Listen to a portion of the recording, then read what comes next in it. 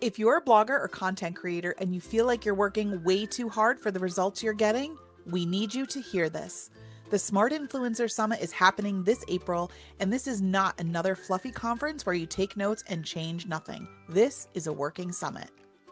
We're bringing together serious creators who are ready to tighten up their systems, fix their monetization leaks, and finally build a business that doesn't depend on hustle mode 24/7. It's intimate, it's strategic, and it's built for creators who are past the beginner phase, but not quite at team of 20 and private equity level. If you're tired of guessing and ready to execute with clarity, grab your ticket now at thesmartinfluencer.com/summit. We'll see you in the room. Welcome to the Smart Influencer Podcast. If you're tired of chasing algorithms, second guessing your strategy, or feeling like you're doing all the things without seeing the growth you want, you're in the right place. We're your hosts. I'm Christina. And I'm Corinne. And we're bloggers, business owners, systems nerds, and founders of the Smart Influencer. Between the two of us, we've built multiple six-figure brands, launched digital products, hosted live events, and coached creators who are ready to level up. Each week, we break down what's actually working in today's creator economy, from monetization and list growth to systems, automation, and building a business that doesn't own you. Because this isn't about hustling harder. It's about building smarter. Let's get into it. So today you've got Christina and we are talking about one of our favorite topics, but we are going to talk about it in a different way today. A way I don't think we've discussed it like this before on the podcast, No. despite the fact we talk about it so often. We're talking about email today, which you know we love, but we're going to talk about email monetization because I hear from so many people that they're doing email because they know they're supposed to now, right? Like, I get it, I own the audience, but they're not seeing conversions. Like a lot of people not wanting to go to Kit because it's too expensive and because they're not making money from it. So that's a big problem. We hear you, and we're going to tell you how to fix that today. Yes, so get out your pencils and papers and be prepared to take notes. Yes, there will be an assignment at the end. I'm not even kidding. We're giving homework. Yay. So I think what's important to understand here is not all emails are created equal, right? Some are going to build engagement, some are building trust, and some just directly generate revenue. Those are some of our favorites to work with. Yeah. And if you don't know which of your emails is which, you're guessing, Yeah. right? So if you were sending emails every week, but your revenue doesn't consistently reflect that, this episode is going to change how you think about your list. That's what we're hoping. That's what we hope you're going to get out of today. So, Yeah. um, more emails, right? Does it equal more money or does it not, right? And for a lot of our friends, that's not true, right? More emails does not equal more money. More subscribers does not equal more money. More opens does not equal more money. Like if you're chasing, like sending more emails, trying to get more subscribers, like working on your open rate, those are great goals, but those things alone aren't going to make you more money. Revenue is Right. going to come from sending the right types of emails intentionally. So Yep. today we're building something we call the email monetization matrix, and we're going to walk you through this. And by the end of this, you should have some ideas. And by the end of next week, you should be implementing some of those ideas so that you are actually making more money with your email list. Yeah. So, like, think about it. Most creators are creating emails based on either what they publish this week, what they feel like talking about, what they feel is urgent, or what's seasonal, right? That's really reactive emailing, right? Instead, you want to do strategic sendings, right? If you don't know what job an email is supposed to do, it can't perform, Right. And right? newsflash, like it being, I want it to send me traffic is not enough of an ask of your email No, list. So, no. all Yeah, we right. want you to So go. go ahead. I was just saying, we want you to, everything should tie back to those three systems we talked about a few episodes ago. So we need to make sure that everything's going back there. But go ahead. Right. Now you can continue Okay. with your So now we're thought. going to build the actual matrix. Yeah, I was Yeah, excited. We're just like going to get right I into know. it. Okay. So if you can picture, matrix is maybe the wrong, is that a matrix? It's a quadrant or a chart or a Yeah. graph. All right. Those of you that aren't watching on YouTube, I'm making a big cross in the look. I'm hearkening back to my Catholic roots. I'm doing the sign of the cross. So you're going to have a x-axis and a y-axis. So for those of you that don't remember which is which, the horizontal axis, your x-axis, this is going to be the relationship stage. So we are along that point, we're going to have four different progressions. So on the very far left, you're going to have cold subscribers. Like, right, these are new subscribers. They've never met you. They're just joining for the first time. Then you're going to have an engaged reader. Then after Mhm. that, you're going to have a warm buyer. And then at the end, you're going to have existing customer. So we're going from cold subscriber to existing customer with engaged reader and warm buyer in between. Now on the Yeah. vertical axis, you're going to have your y-axis, you're going to have the email purpose.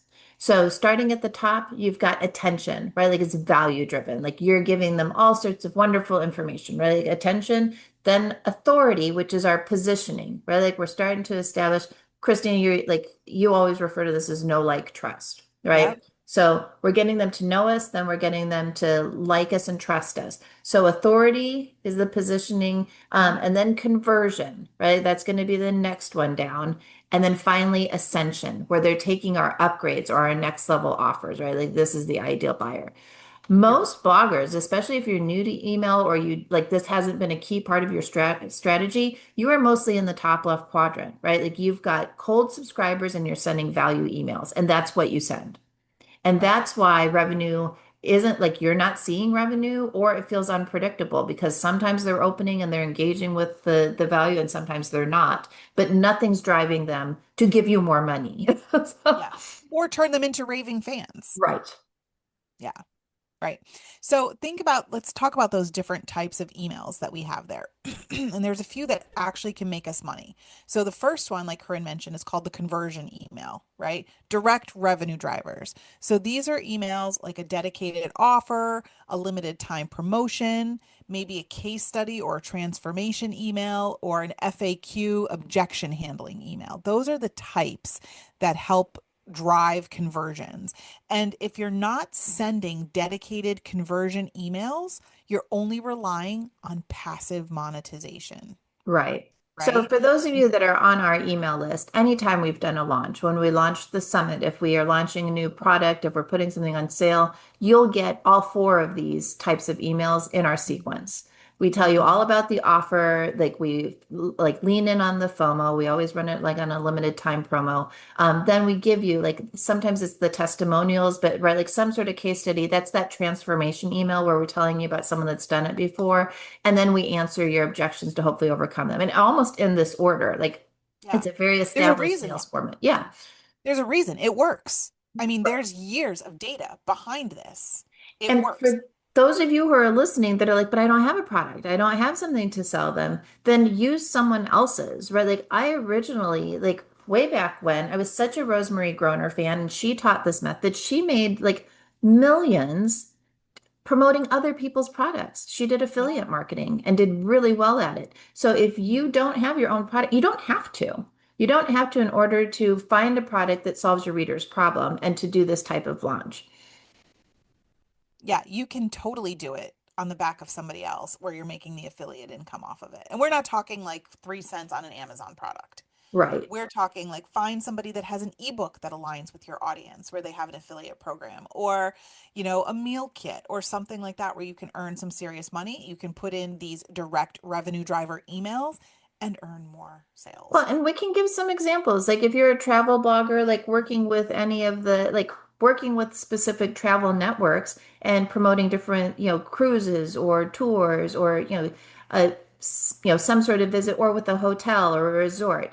Those sorts of things. If you're a parenting blogger, lots of people launch different parenting programs throughout the year. So Yeah. if you've got like there are homeschool summits, there are Yep. like parenting courses, there are parenting authors like they like want to promote their books, so like you can do that. For food bloggers, meal planning memberships are super Yep. easy, right? Fashion, I think already they do affiliates better than you or I are ever going to be able to talk, but like there is something for every niche. So Yeah. if you don't have your own product and don't want to develop your own product, you can still be using these emails to get great conversions for like affiliate revenue. And reach out to your friends because your friends might have products that they sell and they're willing to make you an affiliate of them. And then you can sell their products in your emails because you can stand behind their product, Right. right? So what you're saying is true. Oh, which by the way, listeners, Christine and I both have products and affiliate programs. So if you're looking for things to promote, hit us up. We're happy Hit to, us up. yeah, to let you know. So Yeah. the next category, though, and I think everyone's seen the sales email. You've read, like as business owners, we've received many of them. But bridge emails, I think, are like one of the most underrated revenue drivers. And this is where you're really like connecting with your audience because this is where you're telling them like here's why I created this is why I made this is why I do what I do, this is Hmm. behind the scenes of how I'm doing what I do, or like of how I use this thing that I'm trying to sell, that I want you to use, or the mistake I made before I used this, whether it's a tool that you use, a system you've built, or whatever, right? Like whatever it is you're trying to do. So you're not necessarily doing the hard sell here. This isn't a sales email. It's where you're developing their trust, right? Like, and you're relating to them. They're like, oh, that sounds like me. You're right. Like meal planning for me was a big one, right? Like it's why like I built my meal planning membership based on my biggest pain points with meal planning. I did not want to decide. I did not want to decide what to make every time and then figure out how to feed it to my four picky eaters who all were picky about a different thing.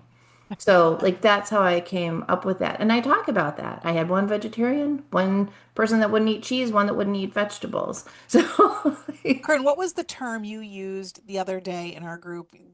Relate. Oh, I can't think of the term. I wrote it down. Um, oh, you were describing, you're not telling a story, you're giving. Okay, she doesn't remember. I I have know, to I'm find it in my sorry. notes. Yeah. I have to find it in my notes. But it was almost like a relatable insight, right? You're not necessarily telling this huge backstory to everything. Sometimes Right. you're just giving a relatable insight or a relatable situation that you can connect to your reader on. That Right. wasn't the term she used, but it was close enough. Oh, yes, for the way I'm doing emails now. Yeah. Yeah, just some relatable moment that they're Yeah. like, "Oh yeah, that is I like Yeah. I've thrown that I think the example I was giving is about how I threw away a bunch of stuff that made it to the back of the refrigerator and we forgot Yes. about. Yeah, Relatable moment. everybody knows that, right? Like everybody's done it. Yeah. So, yeah, finding those relatable moments. But when you use these bridge emails where you're not actually selling them anything, you're just like painting this picture of like, I have the same, right? Like I've suffered the same pain points, right? Hmm. This is where you're starting to build that desire in them, the alignment, like they can Yeah. see, like you've got, like, yes, you've struggled with what I've struggled with. And this builds up that pre-sale energy. Mhm. So this is beyond value, right? Like all the time we're hiding them, we're sending them value, we're getting them to like us. But this is where like you really are starting to bridge them to the thing that you want to sell so that they really start to trust that you can solve their problems. And I'll tell you, I've subscribed to so many emails and purchased other people's digital products just to kind of look at the funnels and things like that. And I will tell you, most bloggers skip these emails. Yeah, they do. They go right Yeah. from value, it's either value or it's sales, and they Yeah. skip this entirely. Yeah. And it's so critical in building that know, like, and trust. Right. So, so critical. So the next step here, and I think this is really important if you're selling a membership or a course, is you need those what they call ascension emails, right? So this is if you liked this, here's the next level, right? Getting them to take whatever that next step is. So they've already purchased something from you. They like you, they've bought something from you. This is what comes next. Or maybe it's members get this done for you. Or here's what changed after we implemented this, right? These are increasing that lifetime value, that stability, that predictability that go along with this. I'm assuming you do this with your membership, right, Corinne? Yes. And for those of you that are visual like me, like if you're picturing that graph that we made earlier, right? Like we were saying that most people, and I realize if you're watching this on video, I've got this wrong because I don't know how to do the mirrored image, but most of us are sending like value oriented to cold customers, right? So we are in that upper left quadrant and then maybe moving them into engaged reader, right? Like, but with still value. this, like now we're down at the other end of the quadrant, right? Like we are at ascension, they're upgrading and we want them at like Yeah. frequent buyer, right? Like this is where we're trying to get to. And this is where, like when you get here, this is where the real money is. Yeah. Right. You don't just stop at that one product. Right. You keep it going. Yeah. And these are going to So, be your raving fans, like you talk about, right? Like these are the yeah. people, they've come along for the ride. They know you, they like you, they trust you, they've bought what you've got to sell, and they've like now they're upgrading to your biggest offer. So Yeah. these are the people that are going to go out and find you more people, right? Like they're going to be telling everyone how much you've changed their life. And they're creating user-generated content about your product, which is gold, Right. right? When they're creating social content about your product. And probably my favorite thing about it, particularly if you've like when you get to this phase and you've got it, churning a bit, like this now becomes a reliable revenue source. Like Mhm. it's that's relatively passive. Like as long as you don't completely give up the goose on, like you don't completely drop the ball on delivering what you've promised to deliver. Like now these are the people doing the work for you. Right. Okay, quick pause. Because if you've been thinking about coming to the Smart Influencer Summit but haven't pulled the trigger yet, let's talk. If you've ever left a conference fired up and then 3 weeks later you're right back where you started, yeah, we built this to fix that. This summit is designed around implementation. You won't just listen, you'll plan, you'll workshop, you'll think through your actual business, your traffic, your offers, your systems with other creators who get it. And here's the thing, this is not a 500-person ballroom event. It's intentionally small so the conversations are real. The networking actually matters, and you're not just a badge walking around. If you're a mid level blogger making money but feeling stuck, this is your room. Tickets are limited. When they're gone, they're gone. Head to the smartinfluencer.com/summit and secure your seat. Future you will be very glad you did. Okay. Okay. So this can change by business model, right? Depending on what you are selling, what you're doing. If you're doing affiliate emails, like affiliate products, right? You have experience emails, comparison emails, problem solution emails, right? That's going to look a little bit different than if you're selling a membership. So if you have a meal plan membership or a printable membership or something like that, in that case, you're going to, give those soft reminders. You're going to feature spotlights. You're going to have member wins, maybe some upgrade nudges, right? What are some other ones you can think of, Corinne? So yeah, I'm trying to think of the ones that we're doing now. Like I just finished building this out, like because I think I told you my business coach was telling me to do the upgrades. Yeah, we've got the reminders throughout the month, like how to use it. I haven't done and the feature spotlights, like that's part of it. We haven't Hmm. done member wins, but yeah, like I think for membership, that's it. Courses, I don't have a course, but like I get pitched a lot of, I've bought a lot of courses, and you'll see them send a lot of launch cycles, cart open sequences, right? Because it's only open for a certain time. They're always doing the objection emails because courses are expensive. So they Right. call that out specifically, like to make sure that you see the value. And then the deadline sequences. And we do this with a lot of our launches too, right? Like, Mhm. the cart's closing soon, for that FOMO. But most people here, like if you've only been using your email list to push traffic, then you're on an ad-based model. So you've got traffic driving newsletters. And I think everyone that has a newsletter that is doing that, like is doing that, right? Like Right. they are doing a traffic using driving newsletter. But then you want to, and I see some people doing this, but if you're not doing it, you want to add this to your repertoire, like a curated roundup that's going to generate a lot of clicks. Like, Yep. and this is worth noting. Sorry, my dog's tap dancing in the background. I don't know if that's coming on the microphone. She's She's good. She went pacing. out. Yeah. She went out. So, but with the roundup, so we're not talking a roundup post like on your site, but where you have like a theme for the email, and then you're giving them several link clicks. Way back when I started doing email for like in the very beginning, they're like never have more than one call to action, right? Like have a single purpose for that. That's fantastic if you're selling something, right? Like, so that might be the mindset you have if you are doing sales emails. But if you are doing traffic driving emails, the more things you can link to give them to click to get to your site, the better. So, like these highly curated or these high click curated roundups do really, really well. And Yeah. then strategic linking. like you want to do some really strategic linking in your traffic driving emails so that you are pushing them to posts that have a lot of links that keep them on the page, right? Yeah. Like you are on your site. You want to keep them jumping around. So send them to a roundup post that is a roundup of your content. Send them to one that has a high click through to the next page. Where like maybe it's an instructional type thing where they want to know the next step. Like we talked about this in a previous episode about always thinking through what is my visitor's next step? What's the next step in this process? So don't just send them to your highest RPM post. Don't just send them to your most popular post. Send them to the posts that have a high engagement, right? Send them to the posts that have links out to lots of other content and those links get clicked or I put them think right in the email. this is a great one too for part of your welcome sequence, right? And this is where you would strategically use your pillar posts or your cluster posts, right? Where you've created, like I am the expert on, making pie. Here's how you make the perfect pie crust. Here's four different kinds of homemade pie fillings. Here's different types of toppings. Like whatever those things are, like those pillar posts that position you as the expert in an area, that is perfect even in a welcome email Right, because it is keeping them on your site. It's increasing those traffic numbers. It's decreasing the bounce rate, all those things. So depending on what kind of business model you have, you might have different email rhythms. right.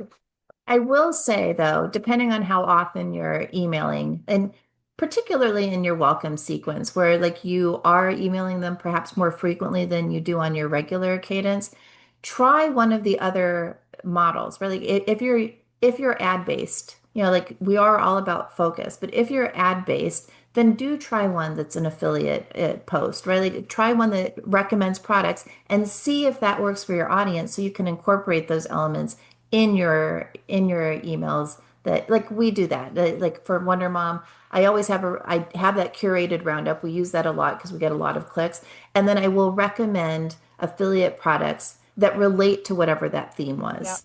And that is honestly how I make most of my affiliate revenue is from those mentions in the emails. Yeah. Yeah. It all plays in together, right? Right. So we talked about the emails that you should be sending, but there's probably some that you're not sending.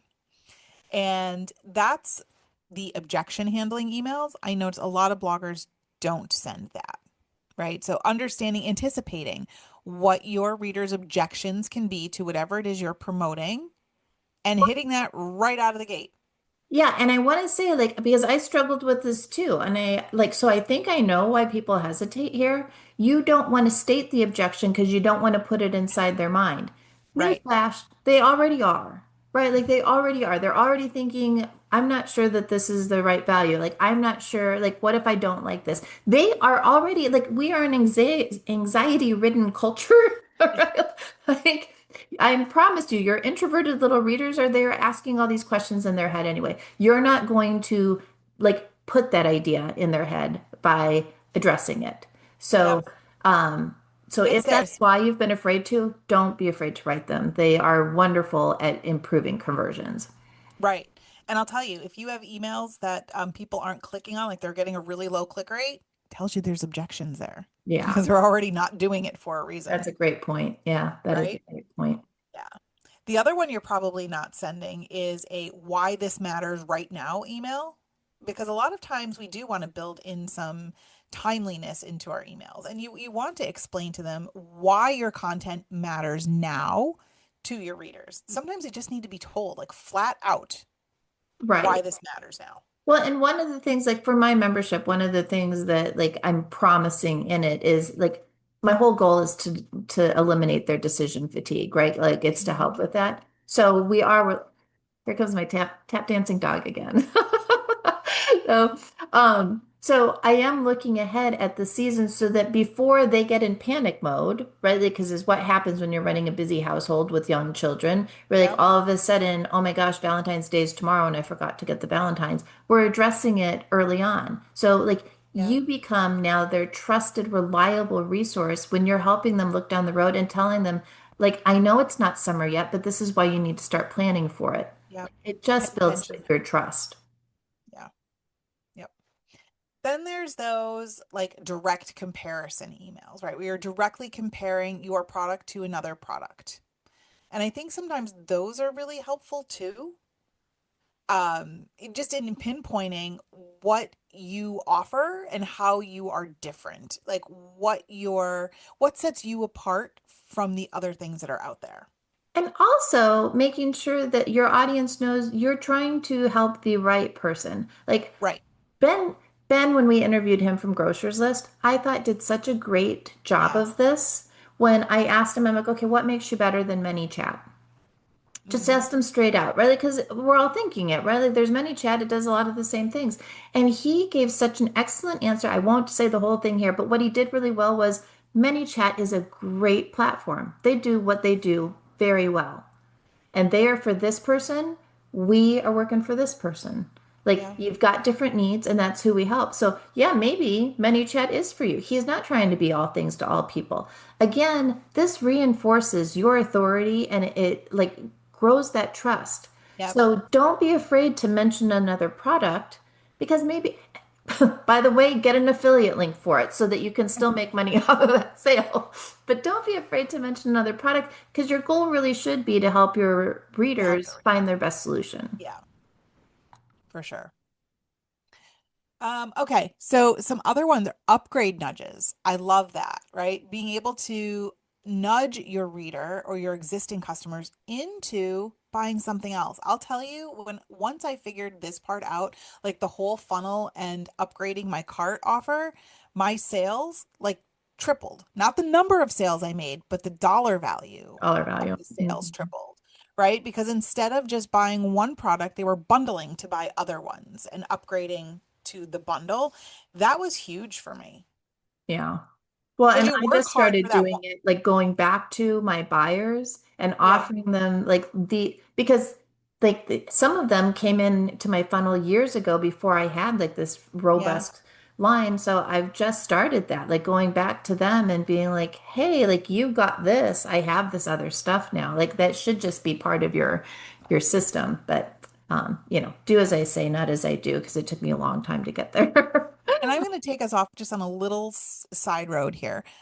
When you're planning products, if you're going to get into selling products, whether it's digital products or whatever, it's probably going to be a digital product. But when you're planning that out, always plan for the business you want, not the business you have.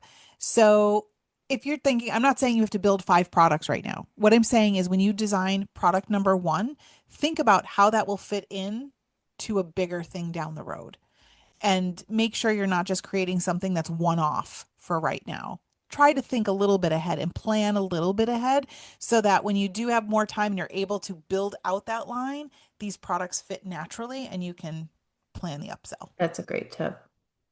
So You're doing the work, so you might as well be strategic about it. one more type of email that I don't see a lot coming from the list that I subscribe to when you're doing B2C, which is, I assume, most of our listeners, is the decision framing emails. And these to me are Mhm. like one of the most powerful, particularly because, again, like for my audience, but I think for a lot of people, like decision fatigue is huge. So when you can write a decision framing model where you're doing all the thinking for them, and then presenting the ideal solution, whether it's like a blog post that you're sending them to or an affiliate product, like really framing the problem and why this is the ideal solution. Like those are really, really powerful and not in a salesy way, right? Like it's not this isn't why this is the perfect solution for you. It's that understanding the struggle and then framing the steps of the decision making process that will lead, like, I mean, ideally lead to a product you have, or maybe just lead them to an answer for themselves. Yeah. Yep. So there's a number of things you should be sending. I think what most of us are only sending are the value recaps, the new post announcements, the roundups, and there's nothing wrong with those. That's good quality content, Mhm. but rarely these will drive revenue alone, Yes. right? You need more than just a value recap, a roundup, or a new post announcement. Right. So if You're you're, not. I'm not saying everyone should be on Kit, but I feel like this is a good litmus test. Go look at Kit's pricing. Go look at like for the number of subscribers that you currently have. If you look at that number and you're like, I wouldn't make that money, then if you're doing email marketing, and this is going to be a harsh statement, you are doing it wrong. if you are using email and you can't afford what Kit's trying, I'm not saying you have to be on Kit. That's not the message I'm saying. No. But if you look at that number and you're like, I can't afford that because I wouldn't make that on however it is I'm monetizing my list. If it's ad revenue, if it's affiliate sales, if you're not making that, then you've missed one of the things we've talked about in Yep. this episode. Yep. So here's what we want you to do. Really, this is your, we said there would be homework. This is your homework. We Go love look homework. at your last 10 emails, right? Just go look, pull them up, open them up like in new tabs and bounce through them. How many were value only? And if you looked at the kit pricing that I just said and you were not making the money, I'm going to guess most of them were. Most, if not all, were value only. But go look at it, find out how many of them had a clear conversion goal. So if you were looking and you were giving them either only value or only value that also then sent to like a blog post, unless it was like a revenue generating, like did you strategically think about which post or posts, plural, you were sending them to? Yeah. Like that counts. That counts as a conversion. But if not, it was just a kind of random, I have to send this out, here's the new thing. That wasn't a strategic decision. That wasn't a clear conversion That metric. was timing. Yes, exactly. And then and this is the next step because really to make decent money, you do have to have some sort of monetization system beyond ad revenue. How many intentionally moved them to buy something, whether it was an affiliate product or something that you do? Right. And No, yeah, if I'm going to say at least 20%, if two of the 10 didn't do that, you need to figure out how to integrate that. yeah. Yeah. And that's clarity, right? Because now you know what you need to do, right? So think about what email are you not sending that you should be.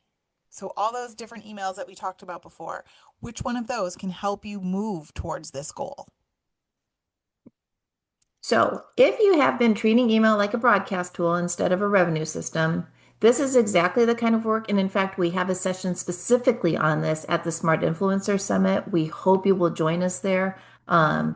We have a great guest who's doing amazing things, or a great speaker who's doing amazing things with email right now. Yeah. Such an Different, interesting thinker. different Different. too.